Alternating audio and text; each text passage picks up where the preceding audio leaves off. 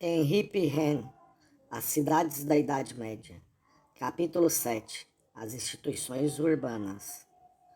É um meio singularmente complicado, vimos-lo, um meio extremamente abundante em contrastes e fértil em problemas de toda a espécie, o que nos apresenta a cidade acabada de nascer.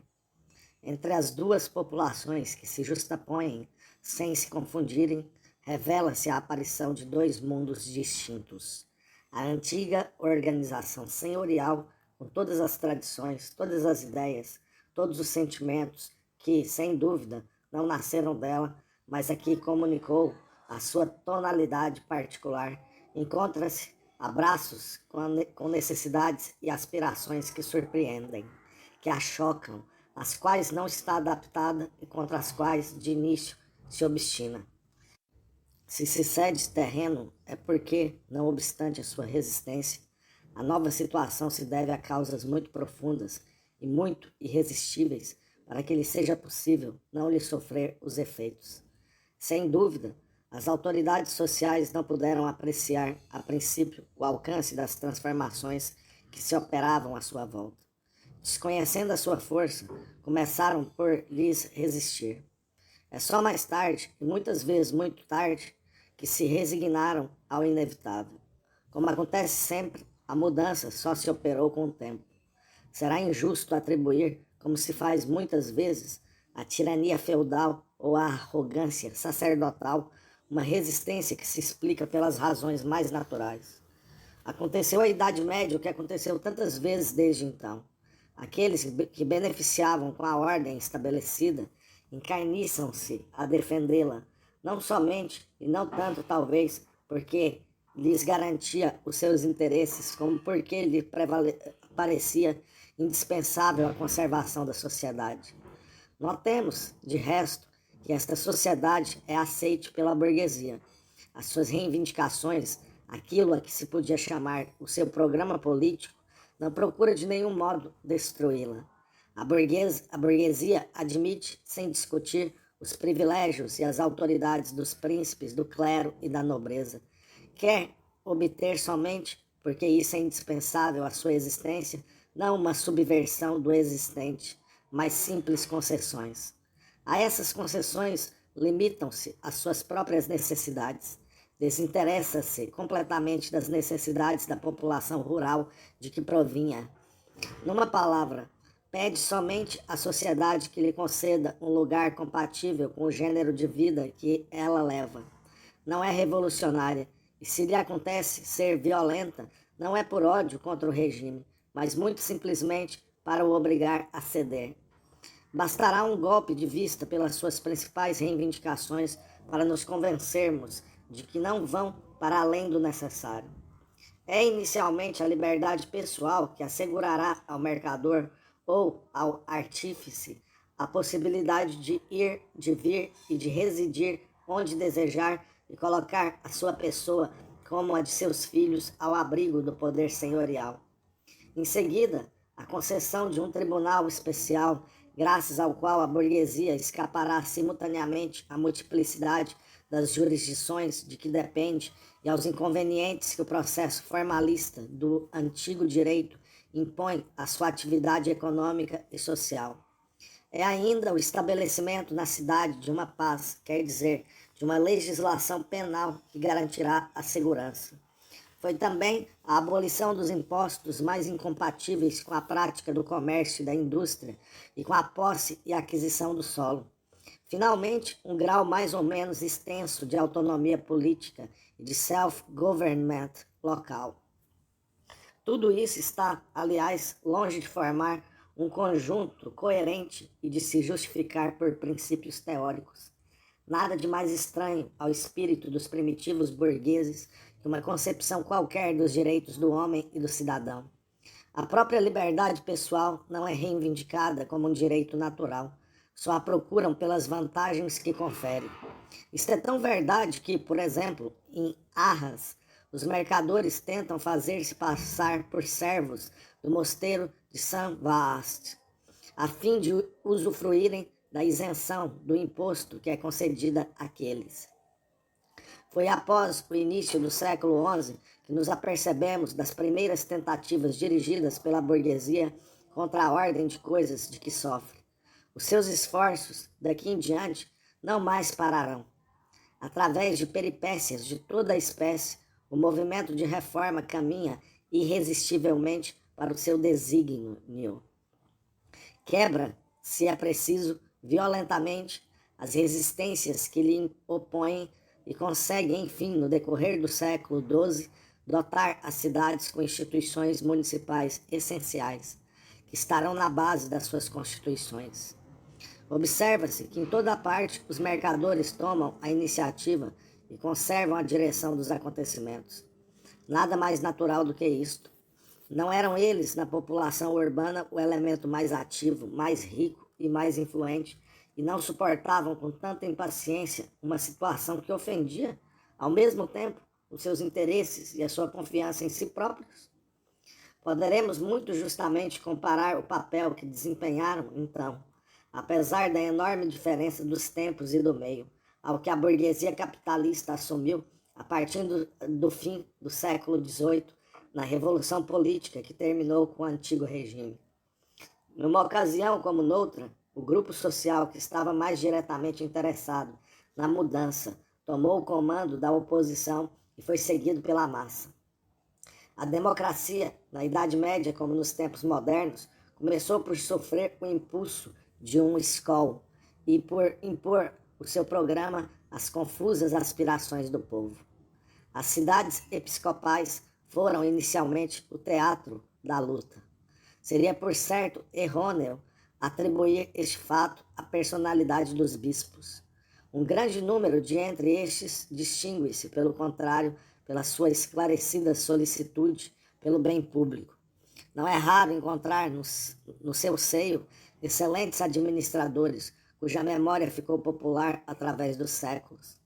Em Liège, por exemplo, Nottinger, que nasceu de 972 a 1008, ataca os castelos dos senhores rapinantes que infestam os arredores. Desvia um braço do Mosa para sanear a cidade e aumenta as fortificações. Será fácil citar fatos idênticos para Cambrai, Utrecht, Colônia, Worms, Maiença e para várias cidades da Alemanha, onde os imperadores se esforçaram até a guerra das investiduras por nomear prelados igualmente notáveis pela sua inteligência e energia. Mas quanto mais os bispos tinham consciência dos seus deveres, mais também pretenderam defender o seu governo contra as reivindicações dos seus súditos e mantê-lo sob um regime autoritário e patriarcal. A confusão nas suas mãos do poder espiritual e do poder temporal fazia-lhes, aliás, imaginar toda a concessão como perigosa para a Igreja. É preciso não esquecer que as suas funções os obrigavam a residir permanentemente nas suas cidades e que temiam com boa razão as dificuldades que lhes adviriam da autonomia da burguesia no meio da qual viviam. Enfim, já vimos que a Igreja tinha pouca simpatia pelo comércio. Mostrava-lhe uma desconfiança que devia naturalmente torná-la surda aos desejos dos mercadores e do povo que se agrupava atrás deles. Impedia-a de compreender as suas necessidades, iludia-a quanto às suas próprias forças.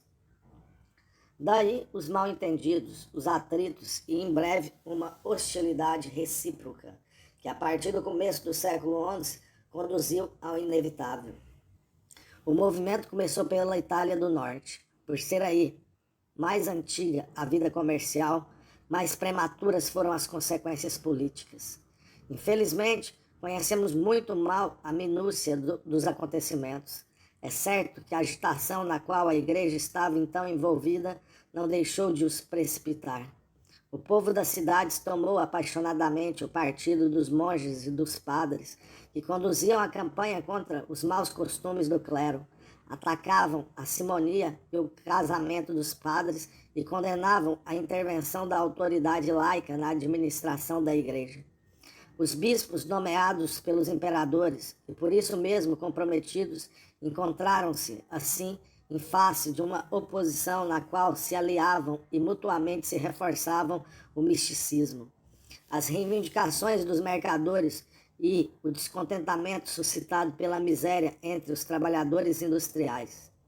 É certo que alguns nobres participaram nesta agitação, que lhes fornecia a ocasião de sacudir a sucerania episcopal e fizeram causa comum com os burgueses e os patarinos, nome com que os conservadores designavam depreciativamente os seus adversários. Em 1057, Milão, já nesta época a rainha das cidades lombardas, estava em plena efervescência contra o arcebispo. As peripécias da questão das investiduras propagaram naturalmente as perturbações e deram-lhes uma feição cada vez mais favorável aos insurrectos, à medida que a causa do Papa sobrelevava a do imperador. Estabeleceram-se, com o nome de cônsules, magistrados encarregados da administração das cidades, quer pelo consentimento dos bispos, quer pela violência.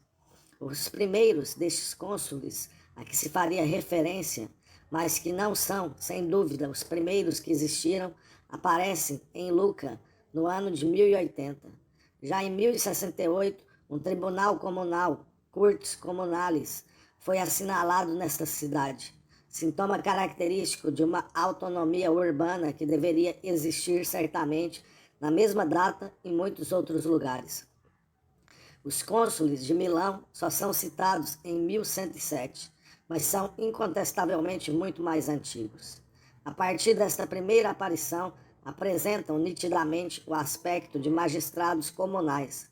Recrutam-se entre as diversas classes sociais, ou seja, entre os capitanei, os valvassores e os civis, e representam o comune civitatis. O mais característico desta magistratura é o seu caráter anual, pelo qual ela se opõe nitidamente às nomeações vitalícias, que são as únicas conhecidas no regime feudal. Esta duração anual das funções é uma consequência da sua natureza eletiva. Ao apoderar-se do poder, a população urbana confia-o a delegados por si nomeados.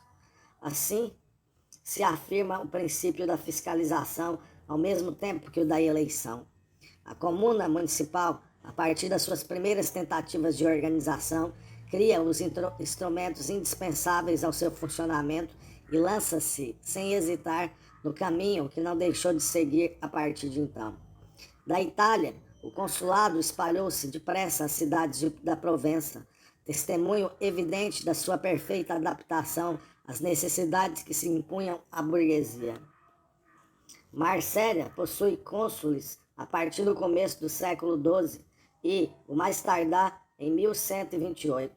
Depois encontramos-los em Arles e em Nimes, até que pouco a pouco se espalham no sul da França, à medida que o comércio aí se impõe gradualmente, e com ele a transformação política que acarreta consigo. Quase ao mesmo tempo que na Itália, a região flamenga e o norte da França veem criar-se instituições urbanas. Como se espantar se essa região, como a Lombardia, foi sede de um poderoso centro comercial? Aqui, felizmente, as fontes são mais abundantes e mais precisas. Permitem-nos seguir a uma luz suficiente a marcha dos acontecimentos.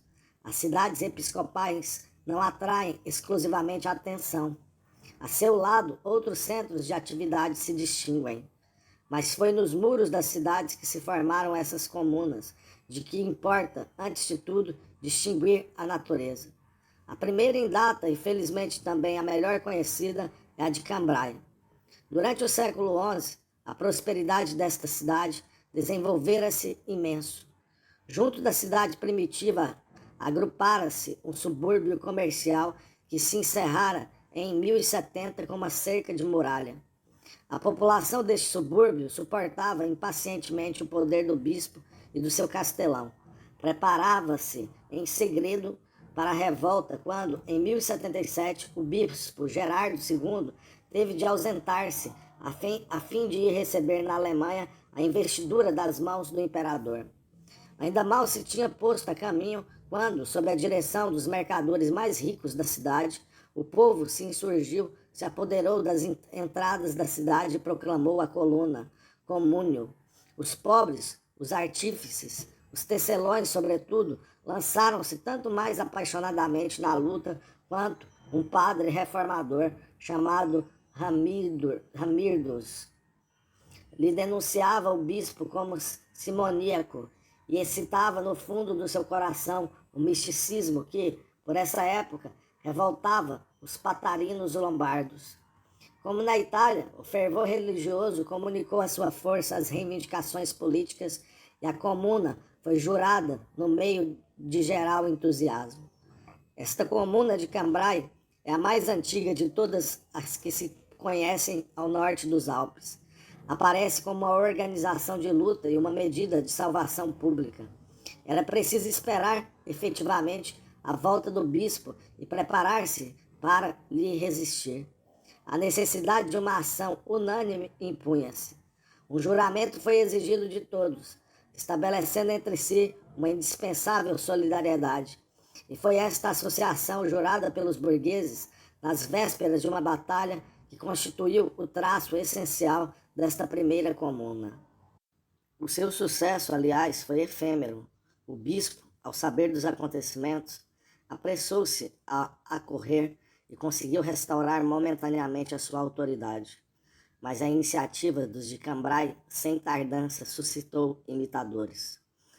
Os anos seguintes são marcados pela constituição de comunas na maioria das cidades da França do Norte. Em Saint-Quentin, cerca de 1080, em Beauvais, em 1099, em Noyon, de 1108 a 1109, em Laon, de 1115. Durante os primeiros tempos, a burguesia e os bispos viveram num estado de permanente hostilidade, por assim dizer, em pé de guerra. Só a força podia decidir entre adversários igualmente convencidos da sua razão. Yves de Chartres exorta os bispos a não cederem e a considerarem como nulas as promessas que, sob a pressão da violência, teve de fazer aos burgueses. Gilbert de Nogent, por seu lado, fala com desprezo rancoroso dessas comunas pestilentas, que os servos erigem contra os seus senhores para se subtraírem à sua autoridade e arrancarem-lhe os mais legítimos direitos. No entanto, apesar de tudo, as comunas venceram.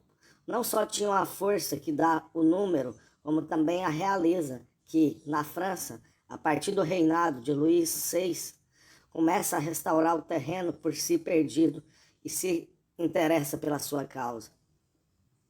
Da mesma maneira que os papas, na sua luta contra os imperadores alemães, se tinham apoiado nos patarinos da Lombardia, assim os monarcas capetianos do século XII favoreceram o esforço dos burgueses. Indubitavelmente, não se trata de lhes atribuir uma política de base. À primeira vista, a sua conduta parece cheia de contradições, mas não é menos verdade que se nota uma tendência geral para tomar o partido das cidades. Bem entendido, o interesse da coroa ordenava-lhe muito imperiosamente apoiar os adversários da alta feudalidade para que ela não tenha concedido seu apoio cada vez que o podia fazer sem se comprometer aos burgueses que, revoltando-se contra os seus senhores, combatiam, em suma, em proveito das prerrogativas reais. Tomar o rei como árbitro da sua disputa era, para os partidos em conflito, reconhecer a sua soberania.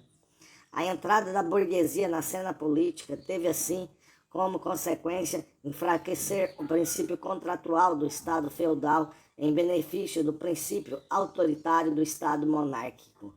Era impossível que a realeza não se desse conta e não se aproveitasse de todas as ocasiões para mostrar a sua benevolência às comunas que, sem o quererem, trabalhavam tão utilmente para ela.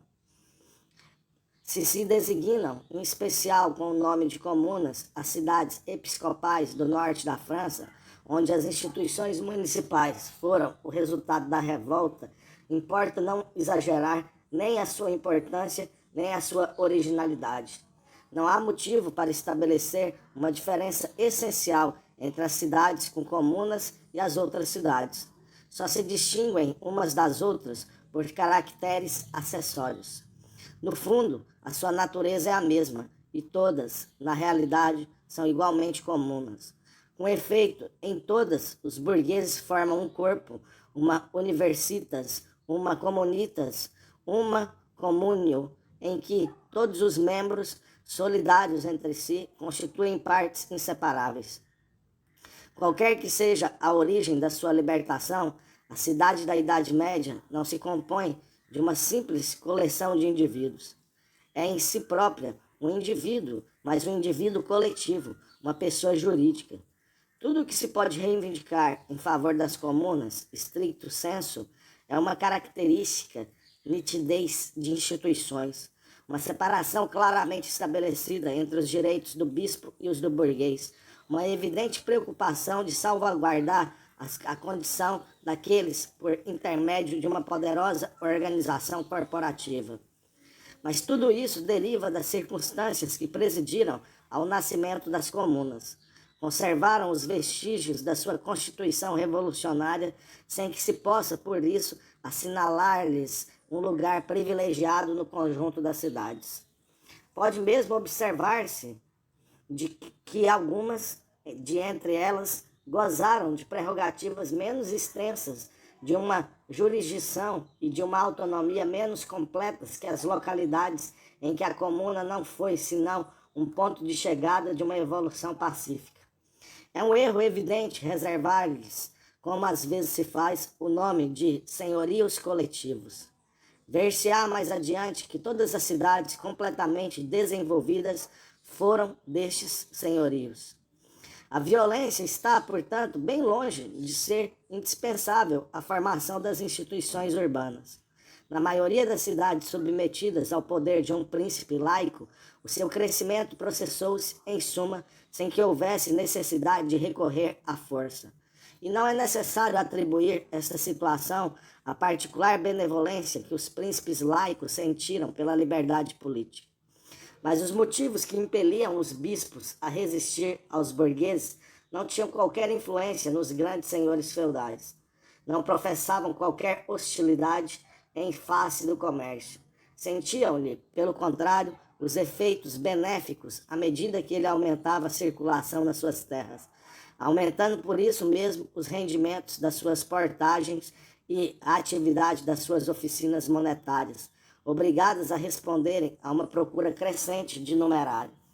Não possuindo capital e percorrendo sem cessar os seus domínios, só habitavam as suas cidades de longe em longe e não tinham, portanto, qualquer razão para disputarem a administração aos burgueses. E é muito sintomático verificar que Paris, a única cidade que antes do fim do século XII pode ser considerada como a verdadeira capital de Estado, não chega a obter uma constituição municipal autônoma. Mas o interesse que impelia o rei da França a conservar a supremacia na sua residência habitual era completamente indiferente aos duques e aos condes, tão nômadas quanto o rei era sedentário. Enfim, eles não podiam ver com desgosto a burguesia tomar o poder a castelães tornados hereditários e cujo poderio os inquietava. Tinham, em suma, os mesmos motivos que o rei da França para se mostrarem favoráveis às cidades, pois estas apoucavam a situação dos seus vassalos. Não se vê, aliás, que lhes tenham trazido sistematicamente o seu apoio. Limitaram-se, em geral, a deixá-las fazer e a sua atitude foi quase sempre de uma benevolente neutralidade. Nenhuma região se presta melhor do que Flandres para o estudo das origens municipais num meio puramente laico. Esse grande condado, que se estende amplamente das margens do Mar do Norte e das ilhas da Zelândia às fronteiras da Normandia, as cidades episcopais não apresentam um mais rápido desenvolvimento do que o das outras cidades. Turuan, cuja diocese abrangia a bacia do Iser, foi mesmo e continuou sempre a ser uma aldeola semi-rural. Ceará e Tournon, que estendiam a sua jurisdição espiritual sobre o restante do território, se tornaram grandes cidades, foram, todavia, Grand, Brugge, Ypres, Saint-Omer, Lille e Douai, onde se aglomeraram, no decorrer do século X, ativas colônias de mercadores que nos dão o meio de observar com uma particular nitidez o nascimento das instituições urbanas. Prestam-se tanto melhor quanto, sendo verdade que se formaram da mesma maneira e que apresentam o mesmo tipo, se pode, sem receio de errar, combinar as informações de que cada uma nos fornece uma parte num quadro de conjunto. Todas estas cidades oferecem de início este caráter de serem formadas à volta de um burgo central, que é, por assim dizer, o núcleo. Junto desse burgo concentra-se um portus, ou novo burgo, povoado por mercadores, aos quais se juntam artífices livres ou servos, e onde, a partir do século XI, a indústria de tecidos vem concentrar-se. Sobre o burgo, como sobre o portus, estende-se a autoridade do castelão. Parcelas mais ou menos consideráveis do solo ocupado pela população imigrante pertencem a abadias. Outras dependem do conde de Flandres ou de senhores feudais. Um tribunal de Almotacés tem a sua sede no burgo, sob a presidência do castelão. Este tribunal não possui, aliás, qualquer competência privativa da cidade. A sua jurisdição estende-se por toda a castelania de que o burgo é o centro, e os almotacés que a representam residem nessa mesma castelania e só vêm ao burgo nos dias em que há processos. Para a jurisdição eclesiástica, da qual depende grande número de assuntos, é preciso ir ao tribunal episcopal da diocese. Diversos direitos pesam sobre as terras e sobre os homens, tanto do burgo como do portus. Censos sobre os bens de raiz, impostos em dinheiro ou em gêneros destinados à manutenção dos cavaleiros encarregados da defesa do burgo, imposto recebido em todas as mercadorias trazidas por terra e por água. Tudo isto é de data antiga. Formou-se em pleno regime senhorial e feudal e não está de qualquer modo adaptado às novas necessidades da população de mercadores.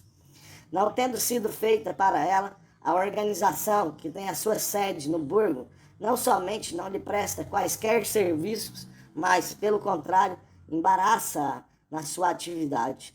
As sobrevivências do passado oprimem com todo o seu peso as necessidades do presente. Manifestamente, por razões que já mencionamos e sobre as quais é inútil insistir, a burguesia não se sente bem e exige as reformas indispensáveis para sua livre expansão. É preciso que ela tome a iniciativa destas reformas, pois não pode contar para sua realização nem com os castelãos, nem com os mosteiros e os senhores de que ocupam as terras. Mas é preciso também que no seio da população tão heterogênea dos portos, um grupo de homens se imponha à massa e tenha suficiente força e prestígio para tomar o comando. Os mercadores, a partir da primeira metade do século XI, assumem resolutamente esse papel. Não somente constituem em todas as cidades o elemento mais rico, mais ativo e mais ávido de mudanças, mas possuem ainda o vigor que dá à associação. As necessidades do comércio impeliram-nos muito cedo, vimos-lo atrás, a agruparem-se em confrarias chamadas guildas ou ransas, corporações autônomas, independentes de todo o poder e onde só a sua vontade faz lei. Chefes livremente eleitos, deões ou condes de Hansa, Decknen, Hansgraven, aí velam pela permanência de uma disciplina livremente aceita. A intervalos regulares, os confrades reúnem-se para beber e deliberar acerca dos seus interesses. Uma caixa alimentada pelas suas contribuições provém às necessidades da sociedade. Uma casa comum, uma guild-hall, serve de local às reuniões. Tal nos aparece já cerca de 1050 a guilda de Saint-Omer, e podemos supor com a maior verossimilhança que uma associação análoga existia na mesma época em todos os aglomerados de mercadores em Flandres. A prosperidade do comércio estava muito diretamente relacionada com a boa organização das cidades, e assim os confrades das guildas encarregaram-se espontaneamente de prover as suas mais indispensáveis necessidades. Os castelãos não tinham qualquer motivo de os impedir de subvencionarem pelos seus próprios recursos necessidades cuja urgência aparecia com evidência. Deixaram-nos improvisar-se, se assim o podemos dizer, em administrações comunais oficiosas. Em Saint-Omer, um acordo concluído entre o castelão Ulfric Rabel em 1072 a 1083 e a guilda permite a esta ocupar-se dos assuntos da burguesia. Assim, sem para isso possuir qualquer título legal, a Associação de Moradores dedica-se, por iniciativa própria, à instalação e ao arranjo da nascente cidade. A sua iniciativa supre a inércia dos poderes públicos. Vemo-la consagrar uma parte dos seus rendimentos à construção das obras de defesa e à conservação das ruas. E não pode duvidar-se de que seus vizinhos das outras cidades flamengas não tenham procedido como ela. O nome de Condes da Hansa, que os tesoureiros da cidade de Lille conservaram durante toda a Idade Média, prova suficientemente, na ausência de fontes antigas, que lá também os chefes da corporação dos mercadores dispuseram da caixa da guilda em proveito dos seus concidadãos. Em Audenarde, o nome da Hansgraf é usado até ao século XIV por um magistrado da comuna. Em Tournai, ainda no século XIII, as finanças urbanas estão colocadas sob a vigilância da Corporação de São Cristóvão, isto é, da Guilda de Mercadores. Em Bruges, as cotizações dos irmãos da Hansa alimentaram até a desaparição daquela, a quando da Revolução Democrática do século XIV, a Caixa Municipal. Resulta de tudo isto, até a evidência que as guildas foram, na região flamenga, as iniciadoras da autonomia urbana. Por si próprias, encarregaram-se de uma tarefa que ninguém alheio pode cumprir. Oficialmente não tinham qualquer direito a agir como fizeram. A sua intervenção explica-se unicamente pela coesão que existia entre os seus membros, pela influência de que gozava o seu corpo, pelos recursos de que dispunha, enfim, pela compreensão que possuía das necessidades coletivas da população burguesa. Pode afirmar-se, sem receio de exagerar, que no decorrer do século XI, os chefes da guilda preencheram de fato, em todas as cidades, as funções de magistrados comunais. Foram eles também, sem dúvida, que intervieram junto dos condes de Flandres para os interessarem no desenvolvimento e prosperidade das cidades. A partir de 1043, Balduíno V obteve dos monges de Saint-Omer a concessão do fundo para o qual os burgueses constroem a sua igreja. A partir do reinado de Roberto, o Frísio, de 1071 a 1093, as isenções do imposto, as concessões de terreno, os privilégios, limitando a jurisdição episcopal ou aliviando o serviço militar, foram concedidos em número já considerável às cidades em formação. Roberto de Jerusalém gratifica a cidade de com liberdades e isenta em 1111 os burgueses de Ypres do duelo judiciário.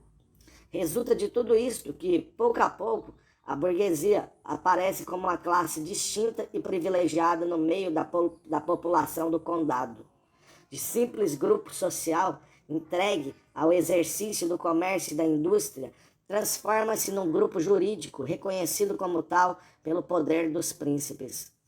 E desta condição jurídica privativa vai necessariamente derivar a concessão de uma organização judiciária dependente. Ao novo direito era necessário como órgão um novo tribunal.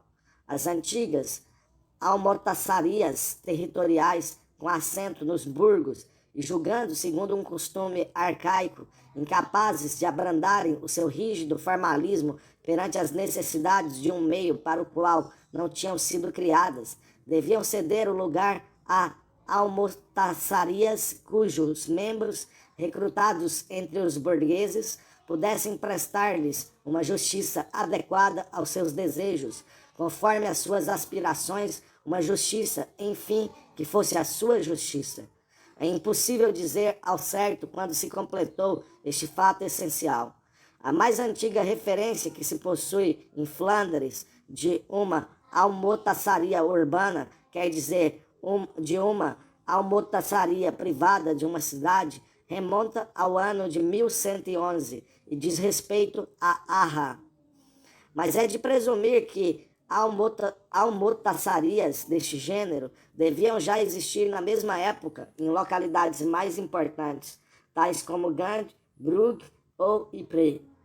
Aliás, de qualquer modo que seja, o começo do século XII viu formar-se em todas as cidades flamengas esta inovação essencial. As perturbações que se seguiram ao assassinato do Conde Carlos o Bom em 1127 permitiram aos burgueses realizar inteiramente o seu programa político. Os pretendentes ao condado, Guilherme da Normandia e depois Thierry da Alsácia, cederam para os atraírem à sua causa, aos pedidos que os burgueses lhes endereçaram. A carta comunal concedida a Saint-Omer em 1127 pode ser considerada como o ponto final do programa político dos burgueses flamengos. Reconhecia a cidade como um território jurídico distinto, provido de um direito especial comum a todos os habitantes de uma almostaçaria privativa e de uma plena autonomia comunal. Outros forais confirmaram, no decurso do século XII, franquias idênticas a todas as principais cidades do condado. A situação foi claramente garantida e sancionada por documentos escritos. É preciso, aliás, acautelarmos-nos de atribuir às cartas urbanas uma importância exagerada. Nem na Flandres, nem em qualquer outra região da Europa, elas contêm todo o conjunto do direito urbano. Limitam-se a fixar-lhe as linhas principais e a formularem alguns princípios essenciais, a resolverem alguns conflitos particularmente importantes. A maior parte das vezes são o produto de circunstâncias especiais e só tiveram em conta as questões que se debatiam no momento em que foram redigidas. Não podemos considerá-las como resultado de um trabalho sistemático e de uma reflexão legislativa semelhante àquelas de onde provieram, por exemplo, as modernas constituições. Se os burgueses velaram por elas através dos séculos com uma extraordinária solicitude, conservando-as fechadas a 7 chaves em cofre de ferro, envolvendo-as de um respeito quase supersticioso, é porque elas eram a salvaguarda da sua liberdade, porque lhes permitiam, em caso de violação, justificar as suas revoltas, mas não porque encerrassem o conjunto do seu direito. Só eram, por assim dizer, a armadura daquele. À volta das suas estipulações existia e ia se desenvolvendo incessantemente uma vegetação espessa de costumes, usos e privilégios, não escritos, mas não menos indispensáveis. Isto é tão verdade que um bom número de cartas comunais previam e reconheciam de antemão o desenvolvimento do direito urbano. Glauber relata-nos que o conde de Flandres concedeu em 1127 aos burgueses de Bruges ut de da Indien consuetudinária lex suas corrigerenti. Quer dizer, a faculdade de completar todos os dias os seus costumes municipais. Existe, portanto, muito mais no direito urbano do que o que está contido no texto das cartas. Elas só referem a fragmentos, estão cheias de lacunas, não se preocupam nem com a ordem nem com o sistema. Não podemos esperar encontrar aí os princípios fundamentais de onde saiu a evolução posterior, como, por exemplo, o direito romano saiu da lei das 12 tábuas. No entanto, é possível, criticando seus fundamentos e completando-os uns com os outros, caracterizar nos seus traços essenciais o direito urbano da Idade Média, tal qual se desenvolveu no decorrer do século XII nas diferentes regiões da Europa Ocidental.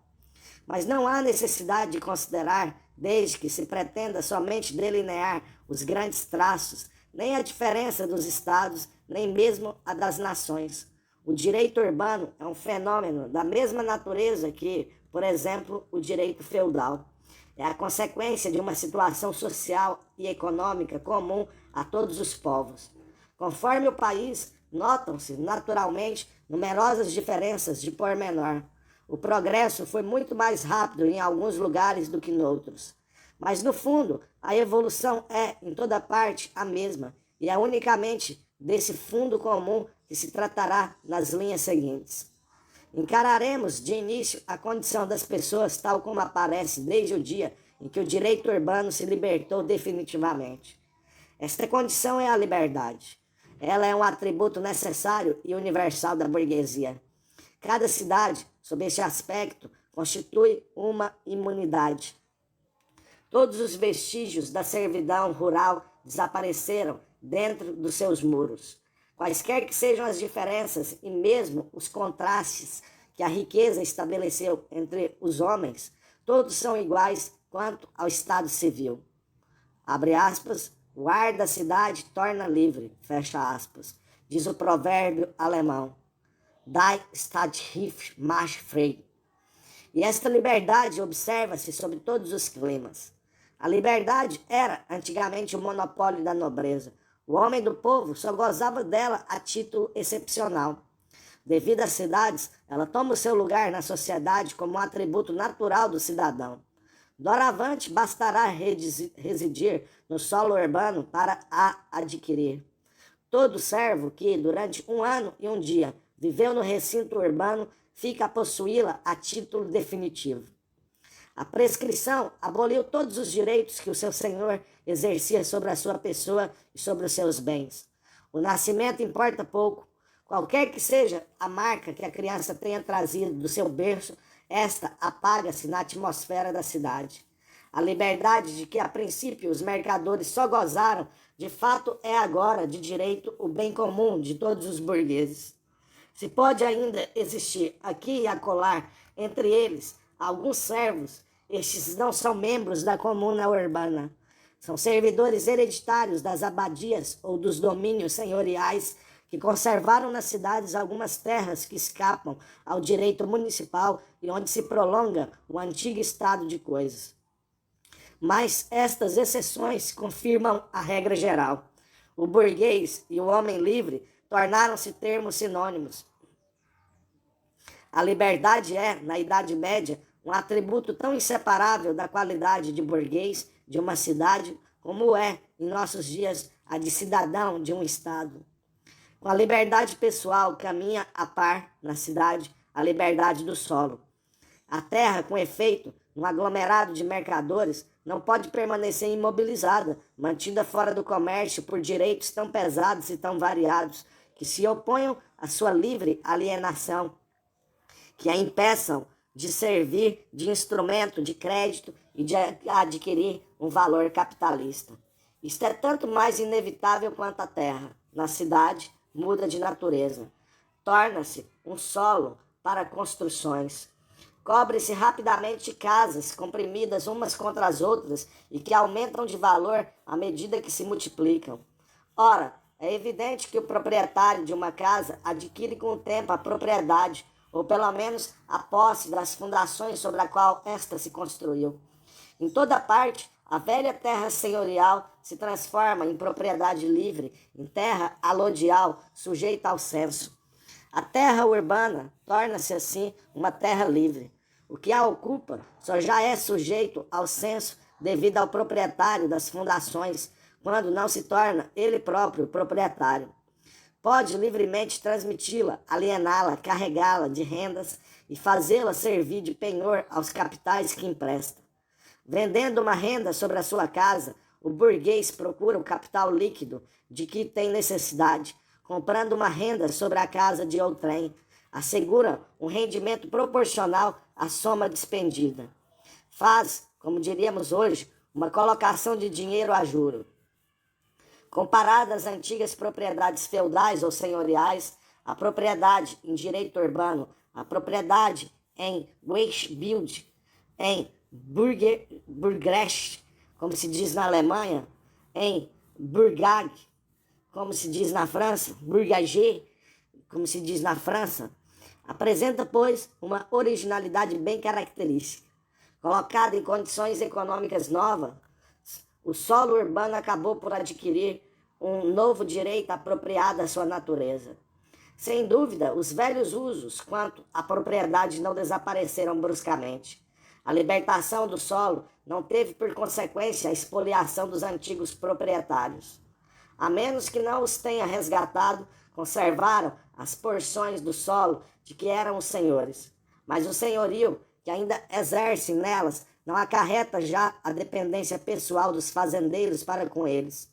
O direito urbano não suprimiu só a servidão pessoal, e a servidão quanto à propriedade fez desaparecer também os direitos senhoriais e as rendas fiscais que impediam o exercício do comércio e da indústria. O imposto telonium, que onerava tão duramente a circulação dos bens, era particularmente odioso aos burgueses, e cedo fizeram esforços para se libertarem. O Diário de Galbert mostra-nos que foi essa, Flandres, em 1127, uma das suas principais preocupações. Foi devido ao fato de o pretendente Guilherme da Normandia não ter mantido a sua promessa de acabar com ele, que os burgueses se revoltaram e chamaram Thierry da Alsácia. No decurso do século XII, em toda parte, voluntariamente ou à força, o imposto modificou-se. Aqui é remido por meio de uma renda anual. No outro lado, as maneiras de o receber são mudadas. Quase sempre é colocado mais ou menos completamente sob a vigilância e sob a jurisdição da cidade. São os seus magistrados que agora exercem a polícia do comércio e se substituem aos castelãos e aos antigos funcionários senhoriais na regulamentação dos pesos e medidas, na dos mercados e na vigilância da indústria. Se o imposto se transformou ao passar para o poder da cidade, aconteceu diferentemente com outros direitos senhoriais, que, sendo incompatíveis com o livre funcionamento da vida urbana, estavam irremediavelmente condenados a desaparecer. Quero falar aqui desses vestígios que a idade agrícola deixou sobre a fisionomia da cidade. Fornos e moinhos banais, nos quais o Senhor obrigava os habitantes a moerem o seu trigo e a cozerem o seu pão. Monopólios de toda espécie em virtude dos quais gozavam do privilégio de vender, sem concorrência, em certas épocas, o vinho das suas vinhas ou a carne dos seus gados. Direito de aposentadoria que impunha aos burgueses o dever de fornecer o alojamento e a subsistência a quando da sua permanência na cidade. Direito de requisição, pelo qual destinava ao seu serviço os navios e os cavalos dos habitantes. Direito de convocação, impondo a estes o direito de os seguirem na guerra.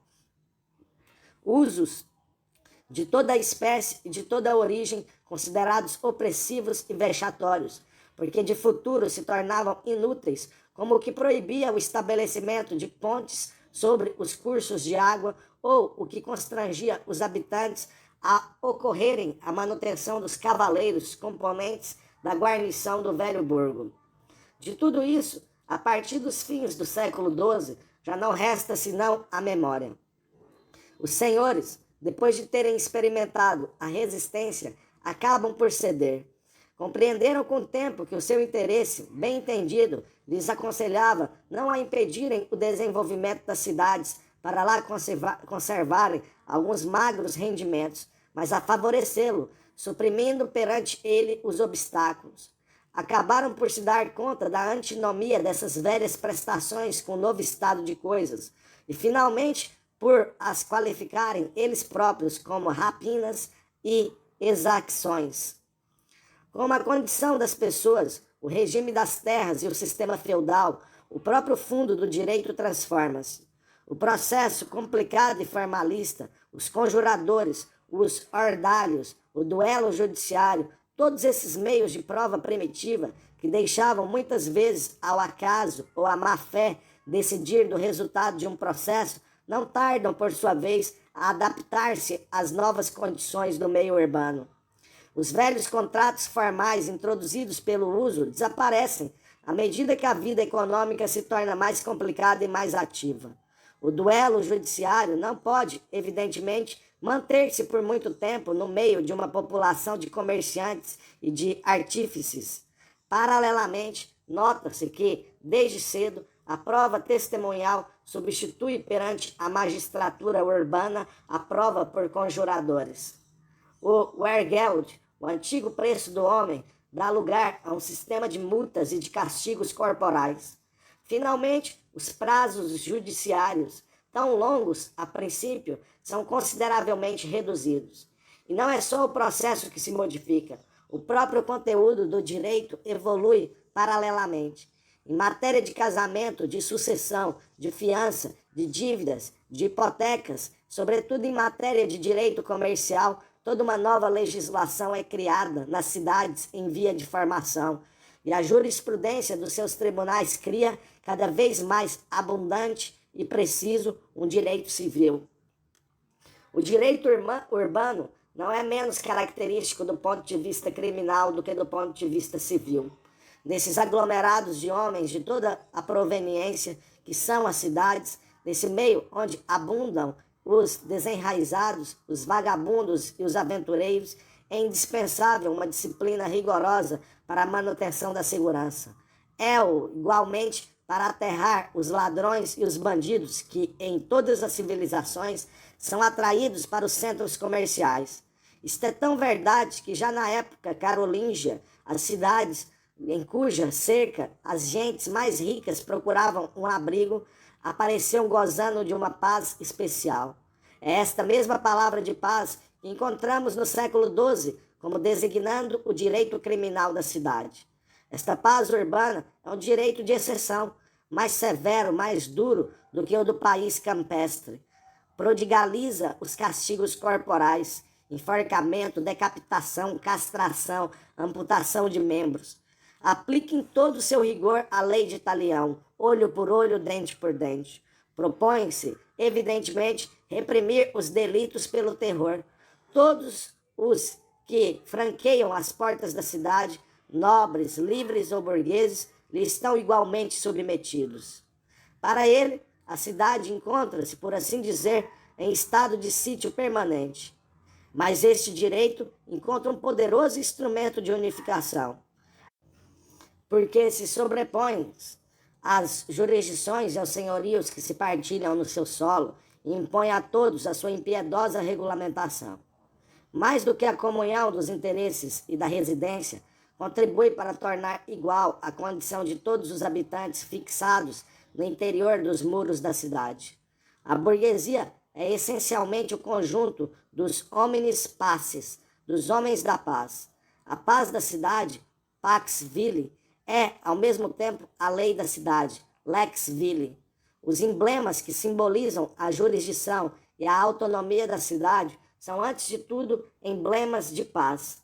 Tais são, por exemplo, as cruzes ou os patamares que se elevam sobre os mercados, os campanários Bergfried, cujas torres se erguem no meio das cidades dos Países Baixos e do norte da França, os Roland, tão numerosos na Alemanha do Norte. Graças à paz de que é dotada, a cidade forma um território jurídico distinto. O princípio da territorialidade do direito sobreleva o da personalidade. Sendo todos igualmente submetidos ao mesmo direito penal, fatalmente os burgueses participarão, cedo ou tarde, do mesmo direito civil. O direito urbano difunde-se até aos limites da paz e a cidade forma no seu recinto fortificado uma comunidade de direito. A paz contribuiu, por outro lado, para fazer da cidade uma comuna. Teve, com efeito, por sanção, o juramento. Supõe uma conjuratio de toda a população urbana. E o juramento prestado pelo burguês não se reduz a uma simples promessa de obediência à autoridade municipal. Traz consigo apertadas obrigações e impõe o estrito dever de manter e fazer respeitar a paz. Todo o juratus, quer dizer, todo burguês ajuramentado, é obrigado a prestar auxílio ao burguês que peça ajuda. Assim, a paz estabelece entre todos os seus membros uma solidariedade permanente. Daí o nome de irmãos, pelo qual, às vezes, designados, ou o de amicitia, empregado em Lileo, por exemplo, como sinônimo de paz. E como a paz se estende a toda a população urbana, esta acaba por constituir uma comuna. Os próprios nomes que usam os magistrados municipais, numa quantidade de lugares, Wardurs de la Paix, em Verdun, Reward de l'Amitié, em Lille, Juré de la Paz, em Valenciennes, em Cambrai e em muitas outras cidades, permitem-nos ver que íntimas relações se encontram a paz e a comuna. Outras causas contribuíram naturalmente para o nascimento das comunas urbanas. A mais poderosa entre elas foi necessariamente sentida pela burguesia, desde muito cedo, de possuir um sistema de impostos. Como procurar as somas necessárias para os mais indispensáveis trabalhos públicos e, antes de tudo, para a construção das muralhas da cidade? Em toda parte, a necessidade de construir essa muralha protetora foi o ponto de partida das finanças urbanas. Nas cidades do país de Liège, o imposto comunal usou até o fim do antigo regime o nome característico de segurança, firmitas. Em Angers, as mais antigas contas municipais são as da cravação, fortificação e emparedamento da cidade. Aliás, uma parte das multas é destinada ad opus castri, quer dizer, em proveito da fortificação. Mas o imposto forneceu naturalmente o essencial dos rendimentos públicos. Para submeter ao imposto os contribuintes, foi preciso recorrer à coação. Cada um foi obrigado a participar, segundo seus meios, nas despesas feitas no interesse de todos. Quem se recusa a suportar os encargos que lhe competem é excluído da cidade. Esta é, portanto, uma associação obrigatória, uma pessoa moral. Segundo a expressão de Beaumanoir, forma uma, abre aspas, compagnie laquelle ne peut partir ne descendre. À soit conveniente qu'elle tiège, volet les parties ou non qui les compagne sont. Quer dizer, uma sociedade que não pode dissolver-se, mas que deve subsistir independentemente da vontade dos seus membros. E isto equivale a dizer que, do mesmo modo que forma um território jurídico, forma uma comuna. Falta examinar os órgãos com os quais providenciou as necessidades que lhe impunha a sua natureza. Primeiro, como território jurídico independente, deve necessariamente possuir a sua própria jurisdição. O direito urbano, limitado pelas suas muralhas, opunha-se ao direito regional, ao direito extramuros. Tem necessidade de um tribunal especial que se encarregue de o aplicar e que a comuna possua, graças a ele, a garantia da sua situação privilegiada. É uma cláusula que não falta quase a nenhuma carta municipal, que a burguesia só possa ser julgada pelos seus magistrados. Estes, por uma necessária consequência, recrutam-se no seu seio. É indispensável que sejam membros da comuna, que, numa medida mais ou menos extensa, intervenham na sua nomeação. Aqui, ela tem o direito de os designar ao senhor. Ali, aplica-se o sistema mais liberal da eleição. Aliás, ainda se recorreu a complicadas formalidades, eleições de vários graus, tiragem à sorte, etc., que tem manifestamente, por fim, afastar a intriga e a corrupção. A maior parte das vezes, o presidente do tribunal, ouvidor, maire ou bailli, etc., é um oficial do senhor. Acontece, apesar disso, que a cidade determina a sua escolha. Possui, em todo caso, uma garantia no juramento, que este magistrado tem de fazer respeitar e defender os seus privilégios. A partir do começo do século XII, algumas vezes, mesmo cerca do fim do século XI, várias cidades surgem-nos, já na posse do seu tribunal privilegiado. Na Itália, no sul da França, em várias partes da Alemanha, os seus membros usam o nome de cônsules. Nos Países Baixos, no norte da França, são designados por almotacier. Noutros lugares, ainda, chamam-lhes jurados. Consoante as localidades, a jurisdição que exercem varia também muito sensivelmente. Não a possuem em toda parte, sem restrições. Sucede que o Senhor guarda para sua jurisdição casos especiais, mas estas diferenças locais pouco importam. O essencial é que cada cidade, pelo fato de ser reconhecida como um território jurídico, possui os seus juízes privativos. A sua competência é fixada pelo direito urbano e limitada ao território ao qual ele se estende. Algumas vezes nota-se que, em vez de um único corpo de magistrados, existem vários dotados de atribuições especiais. Em muitas cidades, e particularmente nas cidades episcopais, onde as instituições urbanas foram resultantes de insurreições, nota-se ao lado dos almotacés, sobre os quais o Senhor conserva uma influência maior ou menor, um corpo de jurados, julgando em matéria de paz e especialmente competentes para os assuntos que dizem respeito ao estatuto comunal. Mas é impossível entrar-se aqui no pormenor. Bastará ter indicado a evolução geral, independentemente das suas inúmeras modalidades. Na sua qualidade de comuna, a cidade administra-se por intermédio de um conselho, concilium, cúria, etc. Este conselho coincide muitas vezes com o tribunal e as mesmas pessoas são simultaneamente juízes e administradores da burguesia. Muitas vezes também possui a sua própria individualidade. Os seus membros recebem da comuna a autoridade que possuem. São os seus delegados, mas esta não abdica nas suas mãos. Nomeados por um tempo muito restrito, não podem usurpar o poder que lhes foi confiado. Só bastante mais tarde, quando a Constituição Urbana se desenvolveu, quando a administração se complicou, se organizam num verdadeiro colégio, no qual a influência do povo só frouxamente se faz sentir. A princípio era muito diferente. Os primitivos jurados, encarregados de velar pelo bem público, não eram mais do que mandatários muito semelhantes aos select men das cidades americanas de hoje, simples executores da vontade coletiva. O que o prova é que, na origem, lhes falta um dos caracteres essenciais de todo o corpo constituído, quero dizer, uma autoridade central, um presidente. Os burgomestres e os maires comunais são um efeito de criação relativamente recente. Não os encontramos muito antes do século XIII.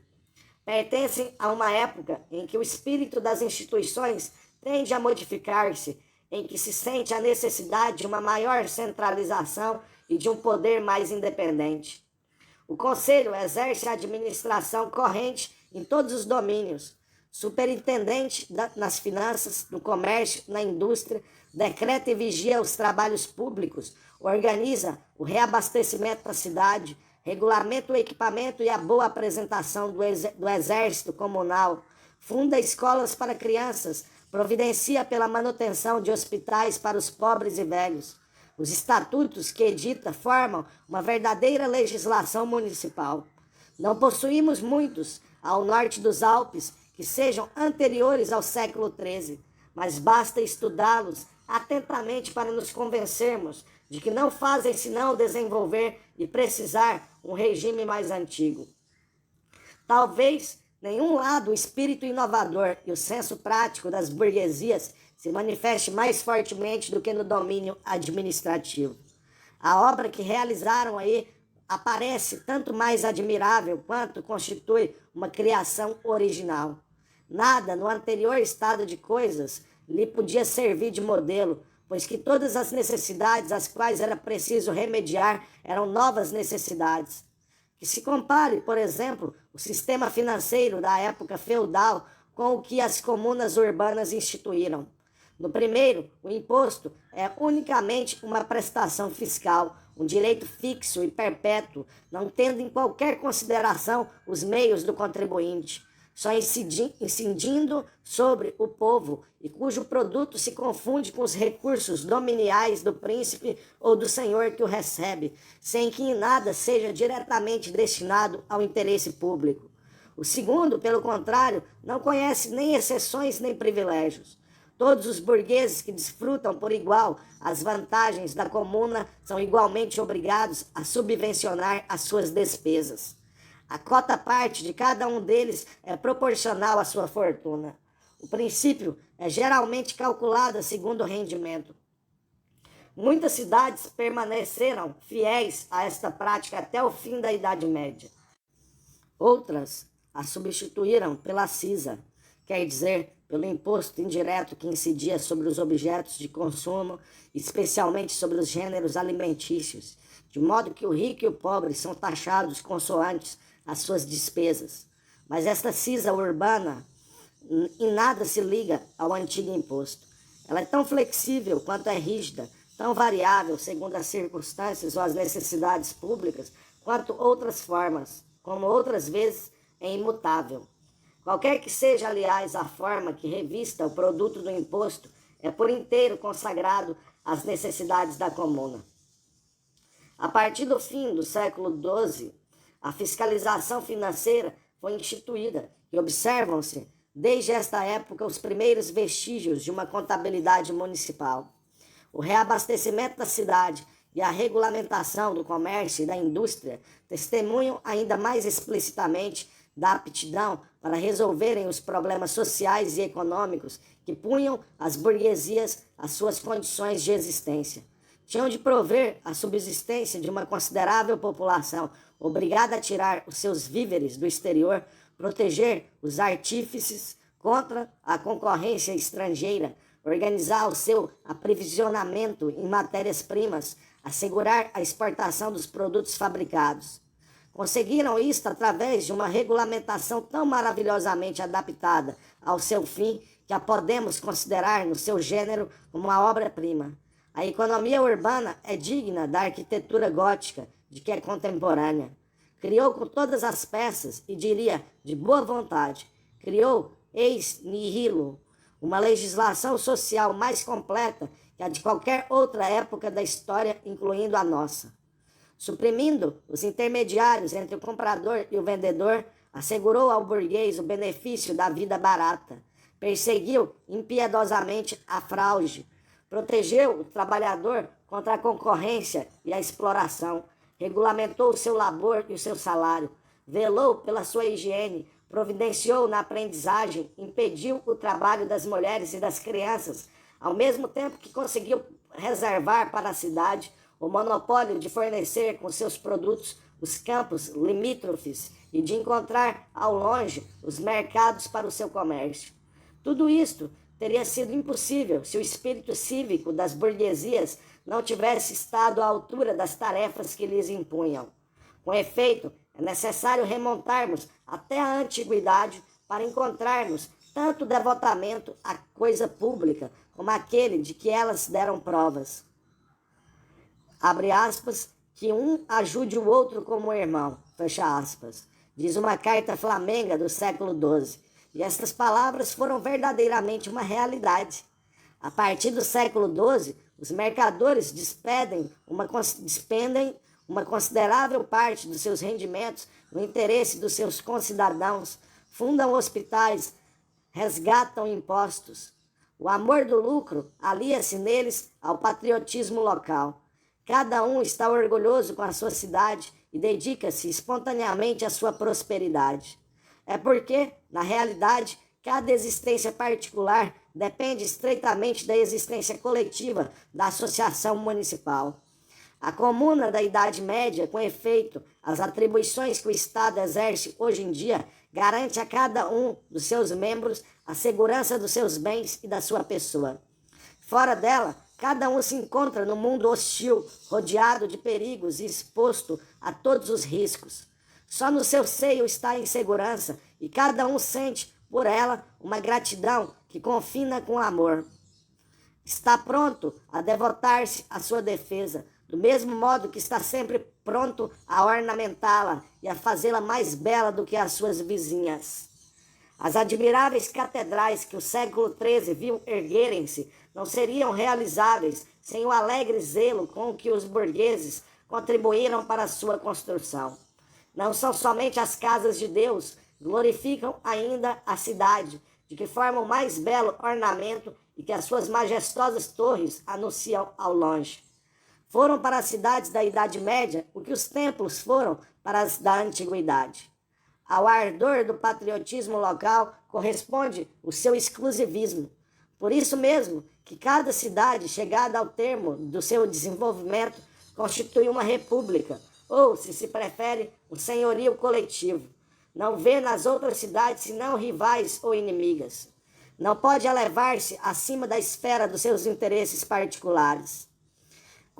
Concentra-se sobre si própria e o sentimento que sente para com as suas vizinhas lembra pouco mais ou menos um quadro mais estreito, o nacionalismo dos nossos dias.